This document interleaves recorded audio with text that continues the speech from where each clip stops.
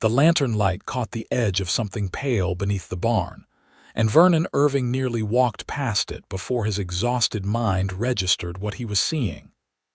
A hand, small, delicate, and motionless in the bitter Wyoming wind that howled through the February darkness of 1883. He dropped to his knees without thinking, the frozen ground biting through his worn denims as he crawled under the gap between earth and weathered wood planks. The woman was curled into herself like a dying moth, her lips blue, her dark hair matted with ice crystals that sparkled cruelly in the lamplight. She was barely breathing. "Madam," Vernon's voice cracked from disuse and alarm. He set the lantern down carefully and reached for her shoulder, turning her just enough to see her face. Young, maybe 20 or 21, with features that would have been beautiful if they were not frozen into this death mask of cold. "Can you hear me?" Her eyelids fluttered.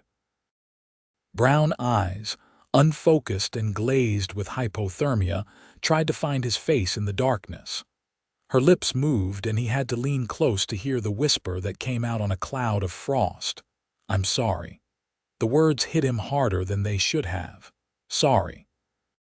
This woman was dying under his barn, and she was apologizing to him.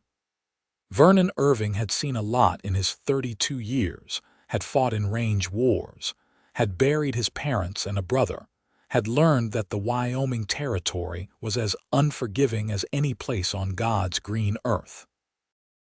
But he had never seen someone apologize for freezing to death. "Don't be," he said, his voice suddenly firm with purpose. "Stay here." He immediately recognized the absurdity of the command as soon as it left his mouth. She could barely move, let alone go anywhere. But the words seemed to register in her fading consciousness, because her eyes fixed on his for just a moment before closing again. Vernon did not waste another second. He shrugged out of his heavy coat and wrapped it around her, then carefully pulled her from beneath the barn. She weighed almost nothing, and that scared him more than the cold. How long had she been without food? How long had she been running? The wind tried to tear them both apart as he carried her across the yard to his cabin. The structure was small and rough, but it was warm, and right now that was all that mattered.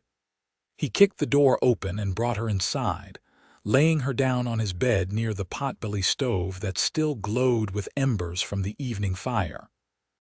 He worked quickly, stoking the fire back to life, adding wood until flames crackled and danced behind the iron grate. Heat began to fill the room, but he knew better than to warm her too quickly. Vernon grabbed every blanket he owned and piled them over her shivering form, leaving only her face exposed. Then he knelt beside the bed and began rubbing her hands between his own, trying to restore circulation without causing damage to frozen tissue. Her fingers were like ice, unresponsive at first, then slowly beginning to show signs of life. She moaned softly, and he knew the pain was starting as her body woke up from its frozen sleep. "I know it hurts," he murmured, keeping his voice low and steady. "But that's good. That means you're alive. You're going to be all right."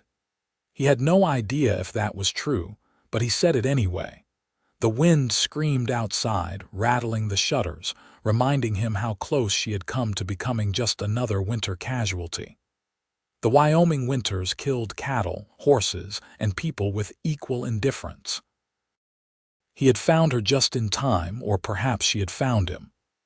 Either way, fate had dropped this woman at his doorstep, and Vernon Irving was not the kind of man to turn away from that responsibility. As the hours passed, he worked on her methodically.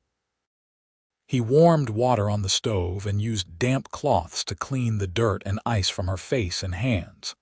He checked her fingers and toes for frostbite, relieved to find that while they were dangerously cold, nothing appeared black or dead. Her clothes were soaked through, and he knew he needed to get her out of them, but propriety warred with necessity in his mind. Finally, necessity won.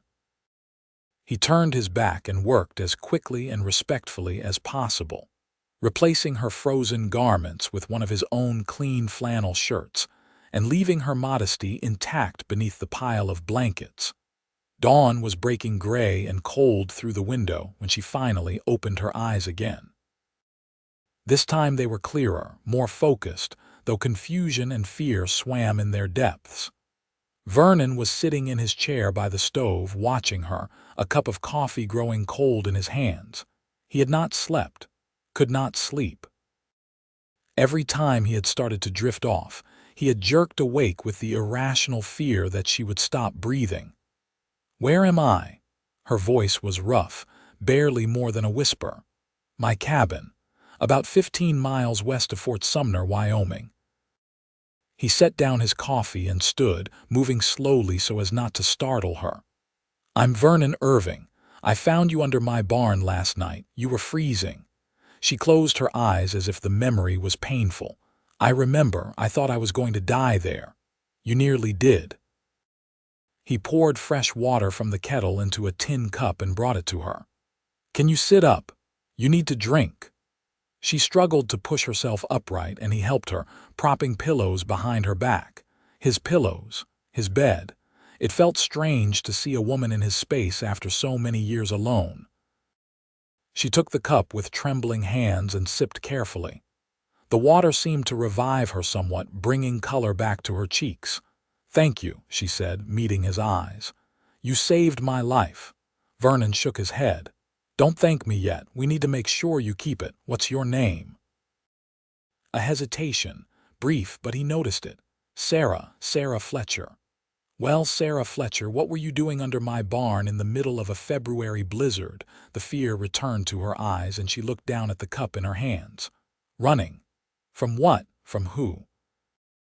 She took another sip of water, buying time. When she spoke again, her voice was hollow. "My husband. Former husband. He would say current husband, but I don't recognize that claim anymore." Vernon felt something cold settle in his stomach that had nothing to do with the winter outside. "He hurt you?"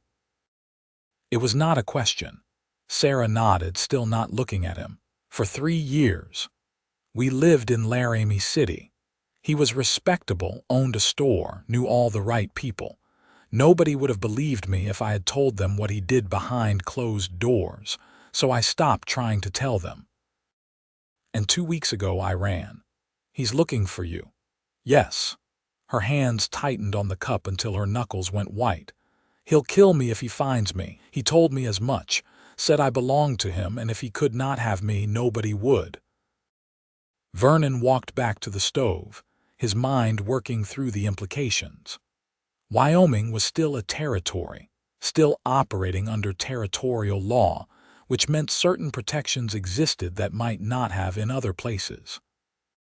But it also meant that distances were vast, law enforcement was sparse, and a man with money and connections could get away with a lot, especially when it came to what he would call his property.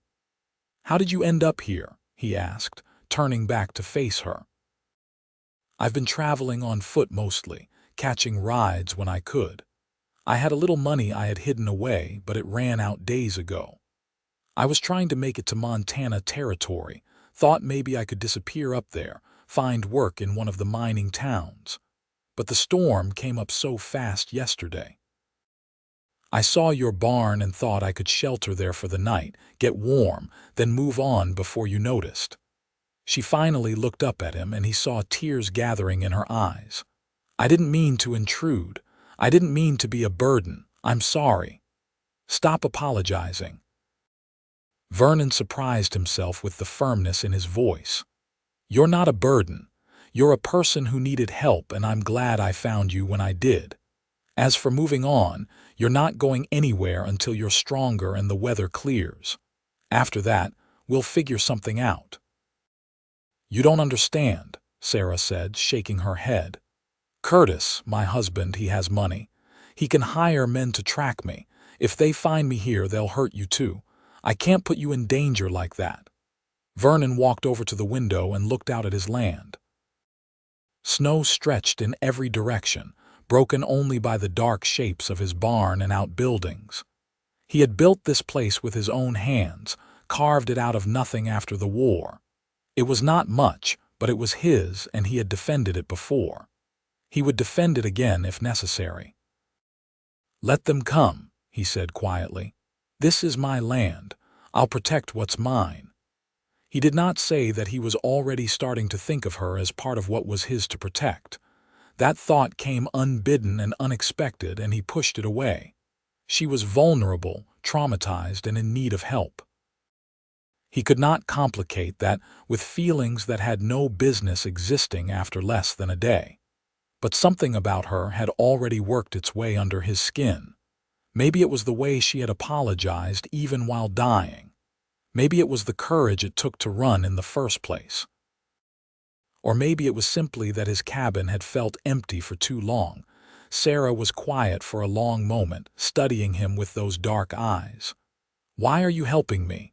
You don't know me. I'm nothing to you." Vernon turned from the window to face her. "You're someone who needed help. That's enough. Besides, I know what it's like to feel trapped. I know what it's like to fight for your freedom. The causes might be different, but the feeling's the same." "The war?" she asked softly, among other things.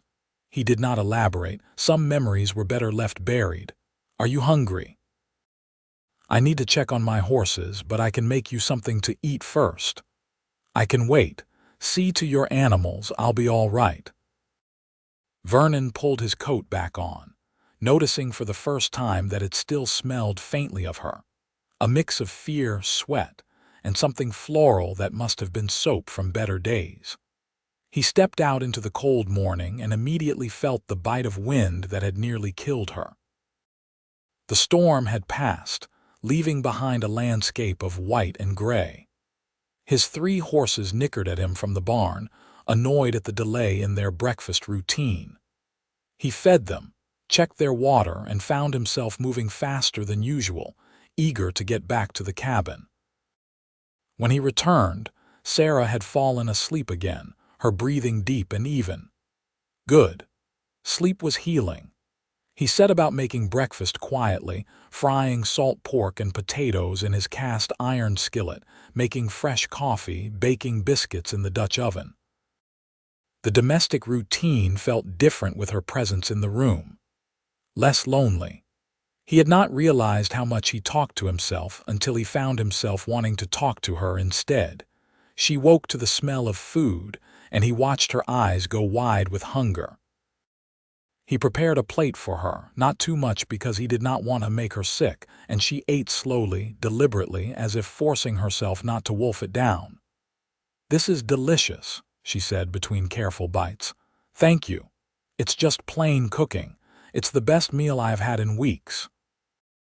They ate in comfortable silence, and Vernon found himself stealing glances at her when he thought she was not looking. In the daylight, cleaned up and warming back to life, Sarah Fletcher was more than just beautiful. There was strength in her face, a determination in the set of her jaw that spoke of will forged in fire. She had survived a bad marriage and 2 weeks on the run in winter. That took more than luck. That took steel. After breakfast, she insisted on helping clean up despite his protests. He could see that she needed to do something, needed to feel useful rather than helpless. So he let her wash the dishes while he dried and put them away. Their hands brushed once briefly, and he felt a spark of something that made him step back quickly. Too soon. Much too soon. The days that followed fell into a rhythm. Sarah grew stronger, her color returning, her movements becoming more sure. Vernon went about his winter work, maintaining fences, caring for his livestock, chopping wood. She helped where she could, cooking meals, mending his worn clothes, sweeping the cabin floor. They talked while they worked, sharing stories in small pieces. He learned that she was 22, originally from Ohio, had come west with her family when she was 16. Her parents had died of cholera the following year, leaving her alone and vulnerable. Curtis Fletcher had seemed like salvation at the time, a successful merchant offering security and respectability. She had been too young and desperate to see the warning signs until it was too late.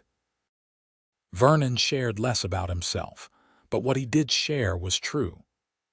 Born in Kentucky, fought for the Union though his family was divided, came west after the war because he could not stand to live in the ruins of what had been. Built this ranch from nothing, ran cattle when he could afford them, survived on hunting and odd jobs when he could not. He was alone because he chose to be, because getting close to people meant losing them, and he had lost enough. Don't you get lonely? Sarah asked one evening as they sat by the fire after supper. Vernon considered the question. Used to. Got used to it after a while. You can get used to almost anything if you have to. That's true, she said quietly, but it's not the same as being happy. He looked at her across the fire, at the way the light played across her features. No, it's not. The moment stretched between them, heavy with unspoken things. Then Sarah stood abruptly, smoothing down the borrowed shirt she still wore over her own mended skirt. I should check the biscuits. Vernon let her go, let the moment break. But something had shifted between them, subtle as snow beginning to melt. He felt it in the way they moved around each other in the small cabin, always aware of where the other was.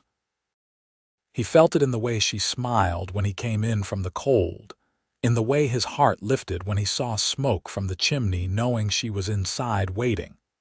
2 weeks after he found her, a Chinook wind came through, warming the air and melting snow in great rushing streams. The land emerged from winter's grip, brown and muddy but alive. Sarah stood on the porch one morning, breathing in the warmer air, and Vernon saw the look on her face. She was thinking about leaving, about moving on to Montana like she had planned. Weather's clearing, he said, coming to stand beside her. Roads should be passable soon. Yes. Her voice was small. I suppose I should start thinking about what comes next. Vernon gripped the porch railing hard enough to make his knuckles ache. This was it. The moment where he either let her go or asked her to stay. The safe choice was to let her go, to go back to his solitary life, to avoid the risk of loss. But as he looked at her profile, at the way the morning sun caught in her dark hair, he realized he had already lost. Lost his heart to this woman who had appeared under his barn like a gift from a hard god. Or you could stay. The words came out rough, uncertain. Here with me. Not as a guest, as a partner. I know it's not much, just a small ranch and a hard life, and I know you barely know me. But I can promise you would be safe. I would never hurt you, Sarah. Never. And I would never let anyone else hurt you either. She turned to face him, her eyes wide. Vernon, I cannot ask you to take that risk. If Curtis finds me, then he'll answer to me. Vernon's voice was steel. I meant what I said that first morning. This is my land. I'll protect what's mine if you'll be mine, if you want to be. Sarah's eyes filled with tears. I'm broken. I'm a mess. I have nothing to offer you but trouble and a past I can't escape. You're not broken.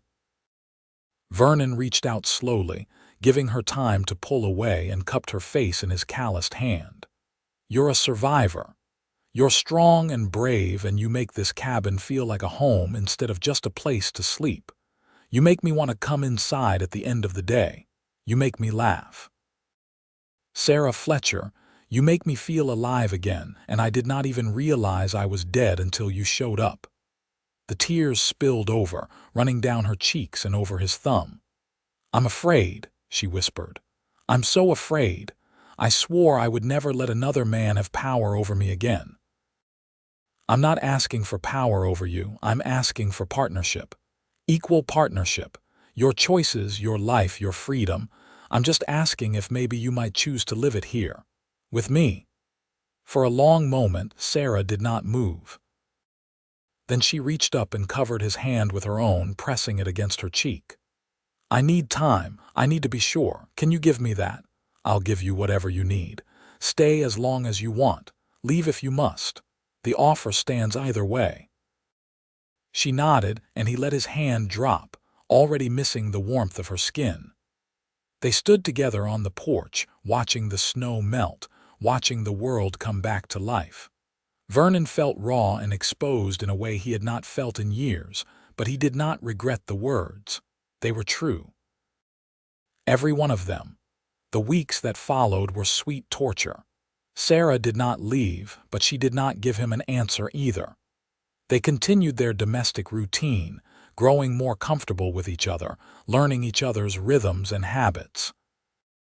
Vernon caught himself watching her constantly, memorizing the way she moved, the sound of her laugh, the concentration on her face when she was working on something.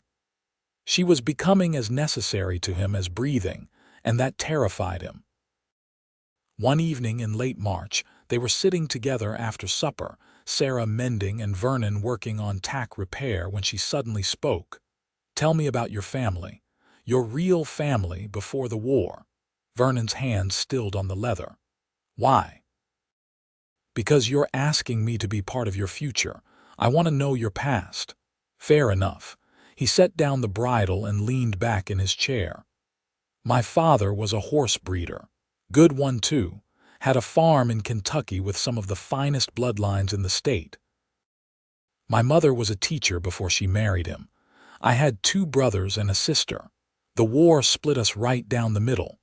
My father and older brother fought for the Confederacy. I fought for the Union. My younger brother was too young to fight, thank God, but he died anyway. Pneumonia took him in '63. My sister married a Union officer, and my father disowned her. After the war, my mother tried to bring us all back together, but my father died before he could forgive anyone. My older brother died at Cold Harbor. My mother passed 2 years later. My sister wrote me for a while, but then her letters stopped. I don't know if she's alive or dead." Sarah's hands had gone still on her mending. "That's a lot of loss. War is loss. Everything after is just learning to live with it." Vernon picked up the bridle again, needing something to do with his hands. "That's why I came west. Couldn't stand being surrounded by ghosts. Thought maybe I could outrun them." "Did you?" "No, you can't outrun ghosts, but you can build something new. You can keep living." "That's what I've been trying to do." Sarah set down her mending and moved to sit on the floor beside his chair, looking up at him. "You're a good man, Vernon Irving, better than you give yourself credit for." He reached down and tucked a strand of hair behind her ear, letting his fingers linger on her cheek. "You make me want to be better." She leaned into his touch, and he felt his heart hammer in his chest. This woman. This brave, broken, beautiful woman who had stumbled into his life and turned everything upside down. He wanted to kiss her more than he wanted his next breath, but he held back. She needed to come to him. She needed to choose. As if reading his thoughts, Sarah slowly rose to her knees, bringing her face level with his. "I'm still afraid," she whispered, "but I'm more afraid of running away from something real." Then she kissed him, soft and tentative, and Vernon felt the world reorganize itself around that single point of contact. He kissed her back, careful, gentle, letting her set the pace. When she pulled away, she was crying again, but this time she was also smiling. "Is that a yes?" he asked, hardly daring to breathe. "That's a yes. I'll stay. I want to stay. I want to build something new too, Vernon. With you." He pulled her up into his lap and held her, just held her, feeling her heart beat against his chest. Relief and joy and terror all mixed together in his chest until he thought he might burst. She was staying. She had chosen him, chosen this life. He would spend every day making sure she never regretted it. That night, Vernon slept on the floor wrapped in blankets while Sarah kept the bed. It was not because he did not want her. God knows he wanted her. But she had been through too much, had too many bad memories associated with a man's desire. So he waited. He would always wait until she was ready. The answer came a week later when she took his hand one evening and led him to the bed they had been carefully not sharing. "I want this," she said clearly. "I want you. I want to replace the bad memories with good ones. Help me." Vernon kissed her forehead, her cheeks, her lips. "Always. We'll go slow. You say stop and I stop. No questions, no anger, just respect." What followed was tender and slow and nothing like either of them had experienced before. Vernon worshipped her with patience, erasing old pain with new pleasure, showing her what it meant to be cherished rather than possessed. Sarah cried and laughed and came alive in his arms, discovering her own capacity for joy. When it was over, they lay tangled together in the darkness, and Vernon knew with absolute certainty that he would kill anyone who tried to take her away from him. "I love you," Sarah whispered into the darkness. "I didn't think I could love anyone ever again, but I love you." "I love you too," Vernon said, the words feeling both strange and right in his mouth. "I'll love you until the day I die." Spring arrived in earnest, painting the prairie with wildflowers and new grass. Vernon's small herd of cattle fattened on the good grazing, and he began making plans to expand. With Sarah's help, the ranch ran more efficiently. She kept books, something he had always been terrible at, and discovered they had more money than he had realized. Enough to buy more cattle, maybe even hire a hand for the heavy work. But the specter of Curtis Fletcher still hung over them. Vernon knew it was only a matter of time before the man tracked her here. Sarah had been too sick, too desperate to cover her tracks well in those first days. Someone would remember seeing her, would point the way west. So Vernon prepared. He cleaned and oiled his rifle, his revolver. He taught Sarah to shoot, and she proved a natural, her hands steady, her eyes clear. He rode into Fort Sumner and had quiet conversations with the sheriff, a grizzled man named Tom Rawlings who had fought in the war and understood about protecting what was yours. "He comes here making trouble, I'll back you," Rawlings said. "But Irving, if you kill him, even in defense, there could be consequences. He's got money and connections. Make sure you got witnesses. Make sure it's clean." Vernon nodded. "I'll do what I have to do." "I know you will. Just be smart about it." The confrontation came in late April, just when Vernon was beginning to hope it might never come at all. He was mending fence in the east pasture when he saw the dust from approaching riders. 3 men, pushing their horses hard. Vernon did not need to see their faces to know what this was. He dropped his tools and ran for the cabin. Sarah was hanging laundry when he burst around the corner. She took one look at his face and went pale. "He's here." 3 riders coming from the east. "Get inside. Get the rifle. Don't come out unless I call for you or unless you have to shoot." "Vernon, don't. I'm not going to kill him unless he makes me, but I'm not letting him take you. Get inside, now." She ran. Vernon took a position on the porch, his revolver holstered but his stance making it clear he was ready to draw. The 3 riders came up fast, pulling their horses to a sliding stop 20 feet from the cabin. The man in the middle was well dressed, with cold blue eyes and a thin mouth. Curtis Fletcher. The 2 men flanking him were hired muscle, the kind of men who would do anything for money. "That's far enough," Vernon called out. "State your business." Curtis dismounted, his movements controlled and deliberate. "My business is with my wife. I believe you have her." "The lady inside is my fiancée. I don't know anything about your wife." "Don't play games with me, cowboy. That's Sarah in there. She belongs to me. You've been harboring a runaway wife, which makes you complicit in theft. I have a legal right to my property." Vernon felt rage ignite in his chest, but he kept his voice level. "A woman is not property. And even if the law says different, which it doesn't in this territory, she doesn't want to go with you. So turn your horses around and ride back the way you came." Curtis's smile was cruel. "Or what?" "You'll shoot me. There are 3 of us and one of you, and I have the law on my side. I have a marriage certificate that says Sarah Fletcher is my wife. What do you have?" "He has me." Sarah stepped out onto the porch, the rifle in her hands, pointed steadily at Curtis. "And he has the truth. You beat me, Curtis. You terrorized me. You told me if I ever tried to leave, you would kill me, so I ran. And I'm not going back." Curtis's face darkened with anger. "Sarah, put that gun down before you hurt yourself. You're going to come home with me, and we're going to forget this little adventure. I'm willing to be merciful if you stop this nonsense right now." "I am home," Sarah said, her voice strong. "And the only nonsense here is you thinking you still have any claim on me. I want a divorce, Curtis. Legal and final. I'll testify to the abuse if I have to. I have scars. Witnesses. Vernon, take off your shirt." Vernon understood immediately what she was asking.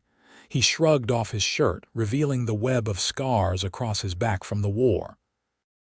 Then Sarah set down the rifle carefully and turned around, lifting the back of her dress to reveal a similar pattern of scars, though these were from a belt, not shrapnel. The two hired guns shifted uncomfortably in their saddles. "Your mercy," Sarah said, dropping her dress back down and picking up the rifle again. "That's what your mercy looks like. So no, Curtis, I'm not going anywhere with you. File for divorce or don't, but I'm done. We're done." Curtis's hand moved toward his jacket, and Vernon drew his revolver in one smooth motion. "Don't. Whatever you're reaching for, leave it where it is. This doesn't have to end in blood. You're stealing my wife. I'm protecting a woman who asked for help. There's a difference. Now you've got two choices.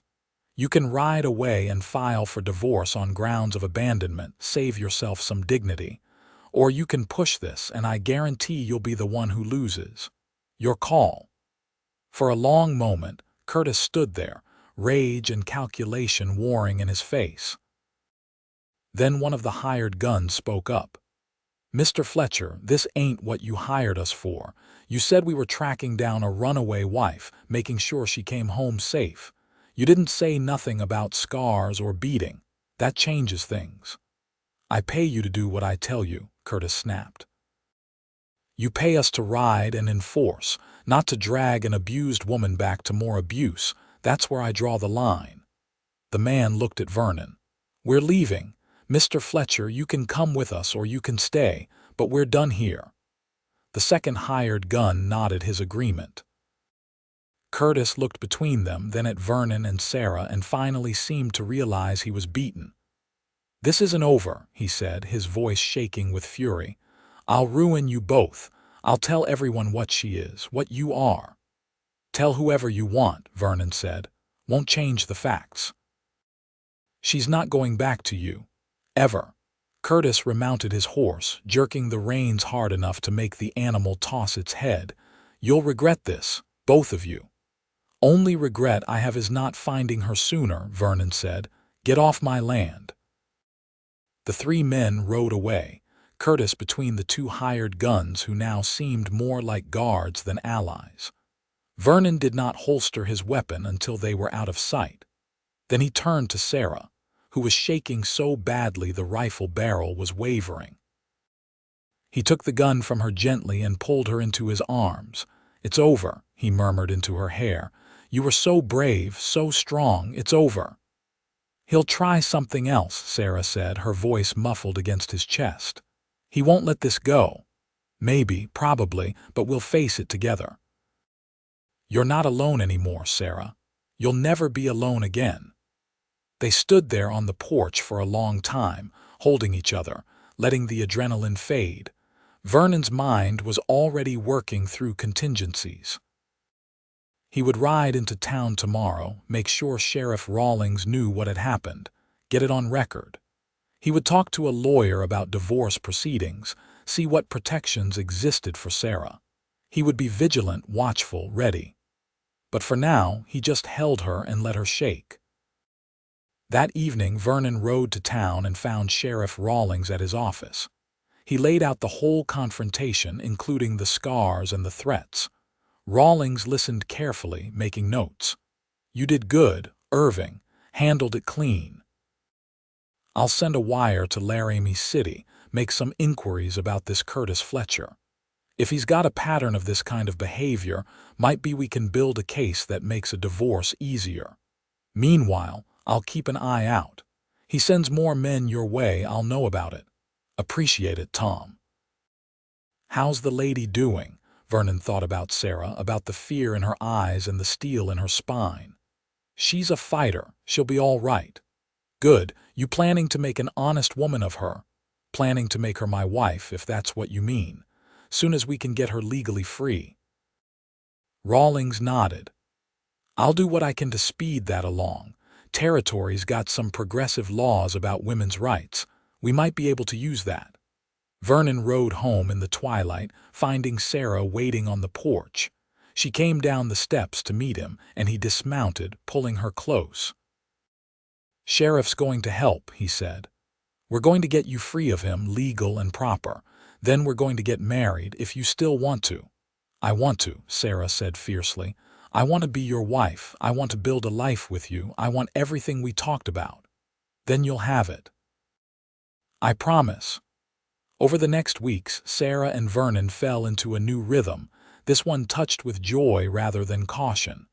They laughed more, touched more freely, made plans for the future.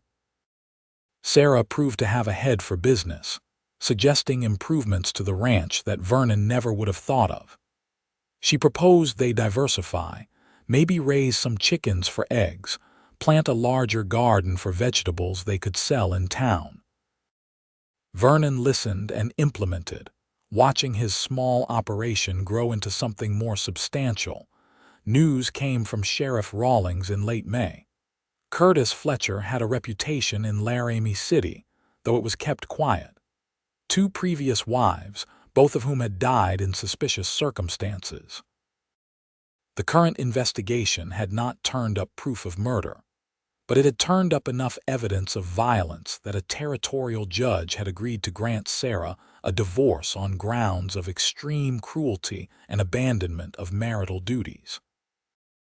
Curtis had 30 days to contest, but Rawlings thought he would not. The man's reputation was crumbling, and fighting would only make it worse. Vernon brought the news home to Sarah, who cried with relief. I'm free, really free, really free. Soon as the 30 days are up, you'll be Sarah Fletcher with a clean divorce, and then you can be Sarah Irving if you want. I want. She threw her arms around his neck. God, Vernon, I want that more than anything. They were married in Fort Sumner on a bright June morning with Sheriff Rawlings and his wife as witnesses. Sarah wore a simple blue dress she had made herself, and Vernon wore his best shirt with his hair slicked back. The ceremony was brief, conducted by a circuit judge who happened to be in town, and when it was over, Vernon kissed his wife for the first time as her legal husband and felt complete in a way he never had before. The summer was the happiest of Vernon's life. He and Sarah worked their ranch together, building it into something prosperous. They made love in the cool evenings and talked until dawn about everything and nothing. She taught him to read better, and he taught her to ride like she was born in the saddle.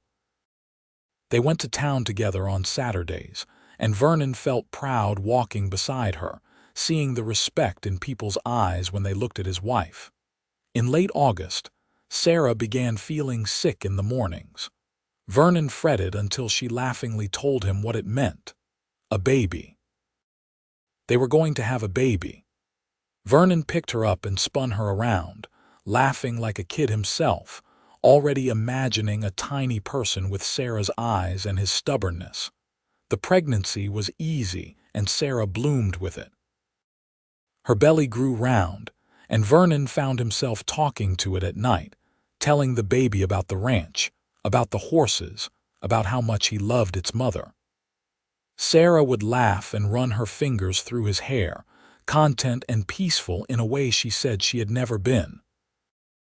Curtis Fletcher sent one final attempt at revenge in September. A letter arrived, filled with vitriol and accusations, threatening legal action for alienation of affection and theft. Vernon rode to town and showed it to Sheriff Rawlings, who read it and shook his head. Man won't let go. But he's got no legal standing. She divorced him clean. You married her proper. He tries anything else, I'll arrest him for harassment. Want me to send that in a wire to Laramie City, please?" They never heard from Curtis Fletcher again. Vernon heard later, through passing travelers, that the man had lost his business and left Wyoming territory. Whether that was true or just rumor, Vernon did not care. The threat was gone and his family was safe. Their son was born in March of 1884, a squalling, red-faced boy with his mother's dark hair and his father's stubborn chin. They named him Thomas, after Sheriff Rawlings, who had helped them so much. Vernon held his son for the first time and wept, overcome with a joy he could not have imagined feeling a year ago. Sarah watched him with tired eyes full of love, and Vernon knew he was the luckiest man alive. The years that followed were good. Thomas grew strong and wild, learning to ride before he could barely walk.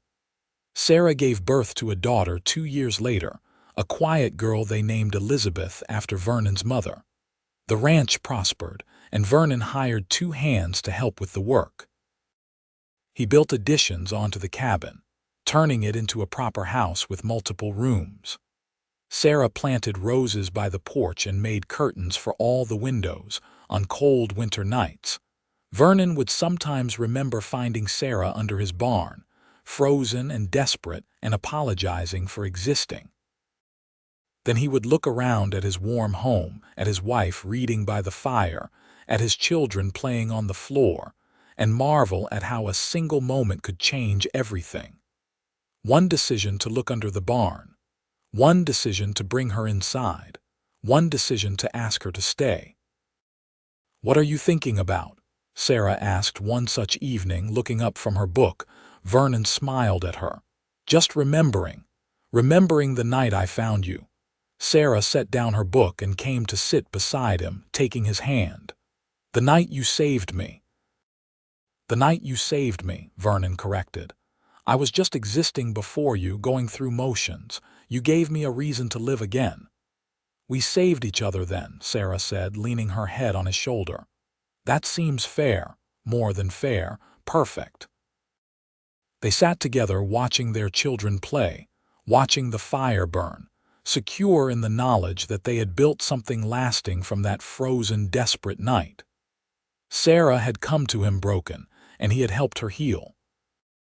In turn, she had taken his lonely, guarded heart and coaxed it back to life. Together they had created warmth where there had been cold, love where there had been fear, family where there had been solitude. Years turned into decades. Thomas grew up and married a rancher's daughter from the next county, building his own cabin on the eastern edge of Vernon's land. Elizabeth fell in love with a schoolteacher and moved to Fort Sumner, giving Vernon and Sarah grandchildren to spoil. The ranch continued to prosper, becoming one of the most successful operations in the region. Sarah's business sense and Vernon's hard work proved an unbeatable combination. On their 20th anniversary, Vernon took Sarah back to the barn where he had found her. It was spring, with wildflowers blooming across the prairie. They stood together looking at the spot where she had nearly died. "I was so scared that night," Sarah said softly. "So cold, so sure I was going to die there, and then I heard your voice and you were telling me not to be sorry. Telling me to stay here. Best decision I ever made," Vernon said, pulling her close. "Every good thing in my life came from that night. You, the children, the grandchildren, all of it. Every morning I wake up grateful that I decided to check the barn one more time before bed." Sarah turned in his arms to face him. She was older now, gray threading through her dark hair, lines around her eyes from years of smiling. But to Vernon, she was just as beautiful as that first morning when she had opened her eyes in his bed. "I love you," she said. "I have loved you every day since you showed me what real love looks like. Thank you for giving me a life worth living." Vernon kissed her, slow and sweet, tasting 20 years of joy and partnership. Thank you for staying. Thank you for choosing me. Thank you for making this cabin into a home. They walked back to the house hand in hand, comfortable in the silence of long marriage. Smoke rose from the chimney where dinner was cooking. Grandchildren would arrive soon for Sunday supper, filling the house with noise and laughter. Tomorrow Vernon would ride out to check fences, and Sarah would work in her garden. Life would continue in its steady rhythm, marked by seasons and celebrations, and the quiet satisfaction of work well done. But tonight, they would sit together on the porch and watch the sun set over the land they had built together. They would hold hands and remember and be grateful, and love each other with the deep contentment of two people who had found their home in each other. Vernon Irving had found a woman freezing under his barn, and she had said, "I'm sorry." He had replied, "Don't be, stay here." And she had stayed, and in staying had given him everything: love, family, purpose, home. She had taken his lonely existence and filled it with warmth. He had taken her broken spirit and helped it heal. Together they had built something beautiful from that desperate frozen night. As the years went by and their children grew and their grandchildren multiplied, the story of how Vernon and Sarah met became family legend. They told it often, usually on winter nights when the wind howled outside and the fire burned warm inside. The children loved hearing about how Grandma had been found under the barn, how Grandpa had saved her, how love had grown from such desperate beginnings. "Were you scared, Grandma?" Little Thomas Jr. would always ask. "Terrified," Sarah would say honestly. "But then your grandpa found me and I knew I was going to be all right." "Did you know you were going to marry him?" Elizabeth's daughter would ask. "No, but I knew he was different. I knew he was kind. And I knew I was safe with him. And I knew I was lucky," Vernon would add. "Luckiest man in Wyoming territory." The children would groan at the mushiness, but secretly they loved it. They loved knowing their grandparents were in love, loved seeing them hold hands, loved the way Grandpa still kissed Grandma goodbye every morning and hello every evening. Vernon and Sarah grew old together on their ranch, surrounded by the family they had built. They saw Wyoming become a state, saw the Wild West tamed and settled, saw the modern world creep closer. But their land remained their sanctuary, and their love remained their foundation. When Vernon was 62, he fell from a horse and broke his hip. Sarah nursed him through the recovery with patient care, just as he had nursed her back to life that first frozen night. When Sarah caught pneumonia at 65, Vernon sat beside her bed for days, refusing to leave, willing her to live with the same intensity he had that first morning. "You can't leave me," he told her, holding her hand. "I saved you from freezing. I'll be damned if I let a lung infection take you now." Sarah laughed, which turned into coughing, but she squeezed his hand. "Not going anywhere, old man. We have more years together, I feel it." She was right. The pneumonia passed, and they had another decade of good years. Years of watching their grandchildren grow and their great-grandchildren arrive. Years of quiet mornings and peaceful evenings. Years of love deepened by time and tested by trials. On a warm summer evening when Vernon was 73 and Sarah was 72, they sat together on the porch as they had countless times before. The sunset painted the sky in shades of gold and crimson, and the prairie stretched out forever, dotted with their cattle and crossed by their fences. "Do you have any regrets?" Sarah asked, her head on his shoulder. Vernon thought about it seriously. He thought about the war, about his family, about all the hard choices and difficult years. But when he looked at the life they had built, at the woman beside him, he knew the answer. "Not a single one. You. Only that I didn't find you sooner," Vernon chuckled. "We found each other at exactly the right time. Any sooner and we both would have been different people. We might not have recognized what we had." "That's very wise." I have my moments." They sat in comfortable silence as the stars began to appear. 50 years of marriage, 50 years of partnership, 50 years of love. They had started with nothing but desperation and compassion, and they had built an empire of the heart. Their children were grown and happy. Their grandchildren were thriving. Their great-grandchildren were beginning their own stories. The Irving name was respected throughout Wyoming, synonymous with hard work, integrity, and the kind of love that lasted. "Thank you," Sarah whispered into the gathering darkness. "For what?" "For looking under the barn that night, for bringing me inside, for asking me to stay, for loving me even when I was too broken to love myself, for giving me this life." Vernon pulled her closer, feeling the familiar shape of her body against his, solid and real and precious. "Thank you for saying yes, for trusting me, for healing, for staying, for loving me back, for making every day better than the last." They sat together until the stars filled the sky, until the moon rose silver over their land, until the night grew cool and sent them inside. They climbed into their bed, the same bed where Sarah had first woken up all those years ago, and held each other as they had every night for 5 decades. Vernon drifted off to sleep thinking about that frozen February night in 1883. Thinking about the pale hand in the lantern light, the whispered apology, his own gruff command to stay. One moment that had changed everything. One decision that had led to a lifetime of love. The next morning, he woke to sunlight and the smell of coffee and Sarah humming in the kitchen. He got up and went to her, wrapping his arms around her waist from behind, kissing her neck in the spot that still made her laugh. "Good morning, Mrs. Irving." "Good morning, Mr. Irving. Coffee's ready. Best news I have heard all day." They sat together at the table they had built, in the house they had expanded, on the land they had nurtured, and drank their coffee and planned their day. Just as they had done for 50 years. Just as they would continue to do for as long as they had. Vernon Irving had found a woman freezing under his barn. She had said, "I'm sorry." He had said, "Don't be, stay here." And in staying, she had become his whole world. In loving her, he had found himself.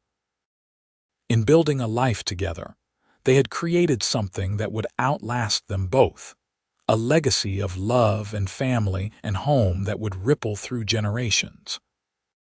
And every night when Vernon closed his eyes, he said a silent prayer of gratitude to whatever force had brought Sarah to his barn on that frozen February night.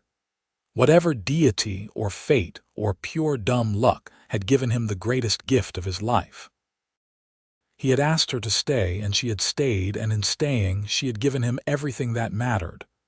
Love, partnership, family, home, warmth in the cold, light in the darkness, hope when he had forgotten what hope felt like.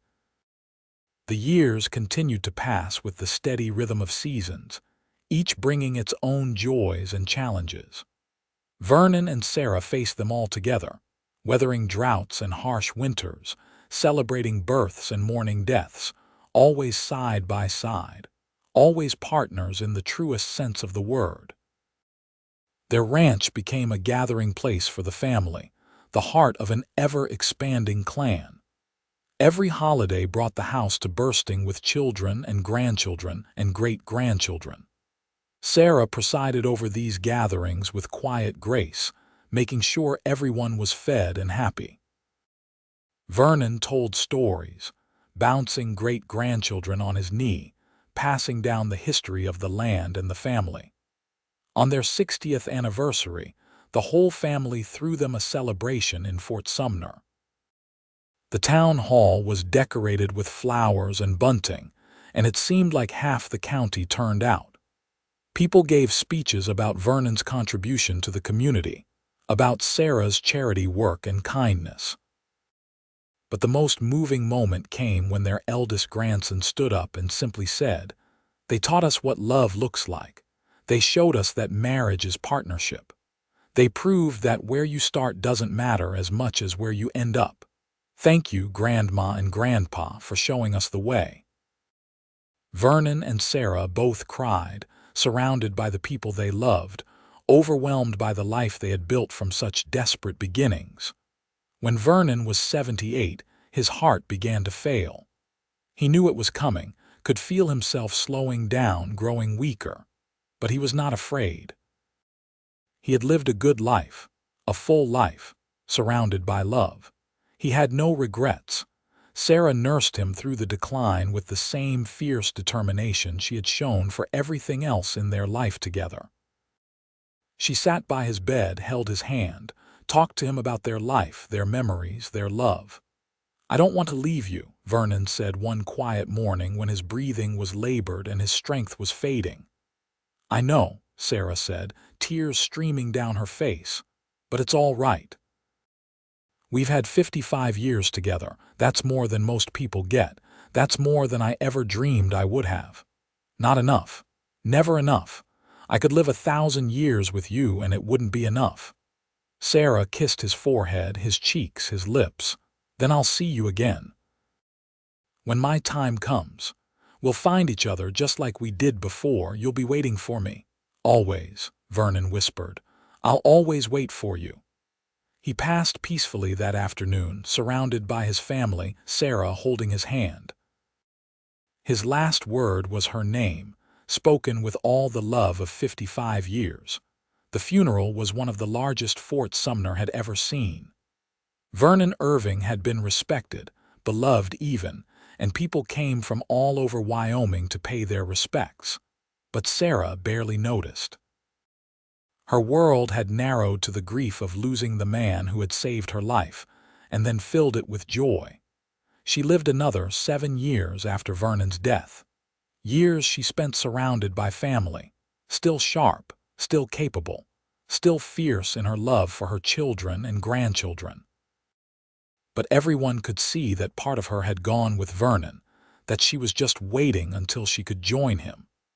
On a cold February morning in 1938, 55 years almost to the day after Vernon had found her under the barn, Sarah Irving passed away quietly in her sleep. She was 87 years old, and according to her grandchildren, she died with a smile on her face. They buried her next to Vernon on the ranch, on a hill overlooking the land they had built together. The grave markers were simple, just their names and dates, and beneath both names, the same inscription: "Here lies love." The ranch passed to Thomas, who ran it with the same dedication his parents had shown. The Irving family continued to grow and prosper, generation after generation, always remembering the story of their beginning. The story of Vernon finding Sarah under the barn. The story of an apology and a command to stay. The story of how love could grow from the coldest, darkest moment into something bright and warm and lasting. On winter nights, when the wind howled across the Wyoming prairie, just like it had that February night in 1883, family members would sometimes walk out to the graves on the hill. They would stand there in the cold and think about Vernon and Sarah, about the love that had started their whole family, about the legacy of partnership and respect and devotion that they had left behind. And in those moments, standing in the wind, they could almost feel it. The presence of that love, still alive somehow, still warming the cold, still lighting the darkness. A reminder that one moment of compassion, one decision to help, one command to stay, could echo through generations. Vernon Irving had found a woman freezing under his barn. Sarah Fletcher had apologized for existing. Vernon had told her not to be sorry. He had told her to stay. And in staying, in choosing each other, in building a life together from nothing but determination and hope and love, they had created something immortal. Their bodies were dust now, returned to the Wyoming soil they had worked so hard. But their love lived on in every descendant who knew their story, in every marriage that followed their example, in every act of compassion that echoed Vernon's first decision to help a stranger. in every person who chose to stay, to trust, to love, even when it was scary and uncertain. The barn where Sarah had hidden still stood, though it had been rebuilt several times over the decades. But the family kept one original board, the one that had sheltered Sarah that night, and it hung in a place of honor in the ranch house. A reminder of where it all began. A monument to the moment that changed everything. Because love, real love, the kind that lasts, often begins in the unlikeliest places. Under a barn in a Wyoming blizzard. In a desperate apology and a simple command. In one person seeing another person's pain and choosing to ease it. In trust built slowly over time. In two broken people helping each other heal. Vernon and Sarah Irving's love story was not a fairy tale. It was better than a fairy tale. It was real. It was hard-won and deeply earned. It was built on respect and partnership and the conscious choice, made every single day, to love each other. To stay. To build something lasting. And that, their descendants would say, was the true legacy. Not the land or the cattle or the money, but the lesson that love is a choice, a verb, an action, that it requires courage and commitment, that it can transform lives and echo through generations, that it begins with compassion and grows through dedication and endures through everything. The Irving family ranch still operates today, run by Vernon and Sarah's great-great-grandchildren. They carry on the traditions, tell the stories, remember the love that started it all. And on cold February nights when the wind howls and the snow falls, they think about their great-great-grandparents and smile. Because Vernon found Sarah freezing under his barn, and he chose to save her, and she chose to stay. And together, they built something beautiful that would never truly die. Love that would echo forever across the Wyoming prairie, warm as summer, bright as stars, eternal as the land itself.